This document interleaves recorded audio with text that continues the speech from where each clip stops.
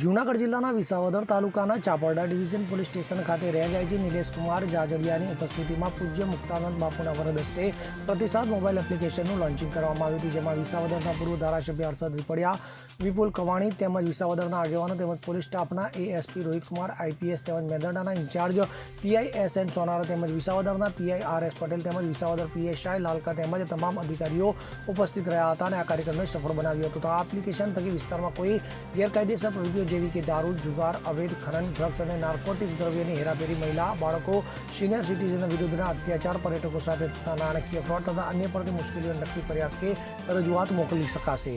મુક્તાનંદ બાપુના આશીર્વાદથી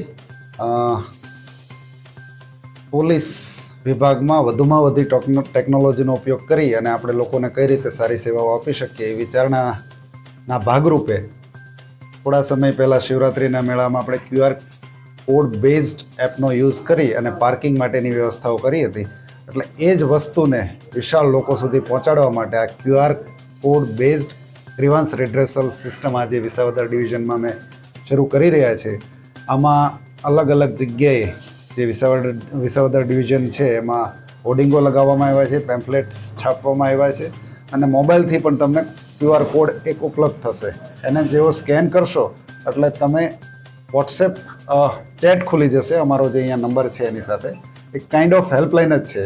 એટલે એના ઉપર જો વોટ્સએપ મેસેજ મળશે એટલે અહીંથી નીચેના અધિકારીઓને મોકલવામાં આવશે. તાત્કાલિક એના ઉપર સોલ્યુશન કરી અને ખાસ વાત એ છે કે જેણે આ કમ્પ્લેન કરી હોય અથવા તો ફરિયાદ કરી હોય એને જણાવવામાં પણ આવશે કે તમારી જે કમ્પ્લેન છે એના ઉપર આ કાર્યવાહી કરવામાં આવી છે. એટલે એને શું કાર્યવાહી થઈ છે એ પણ એને ખબર પડે અને પોલીસનો રિસ્પોન્સ પણ ખબર પડે. આ બધા જ ડેટા આ ઓફિસમાં મેન્ટેન કરવામાં આવશે કે કેટલા ટાઈમમાં એને રિસ્પોન્ડ કરવામાં આવ્યું, એનો રિસ્પોન્સની જે ક્વોલિટી છે એને સંતોષ છે કે કેમ એનું પણ અહીંથી એનાલિસિસ કરવામાં આવશે, જેથી કરીને વધારે સારી આપણે સેવાઓ પોલીસને આપી શકીએ.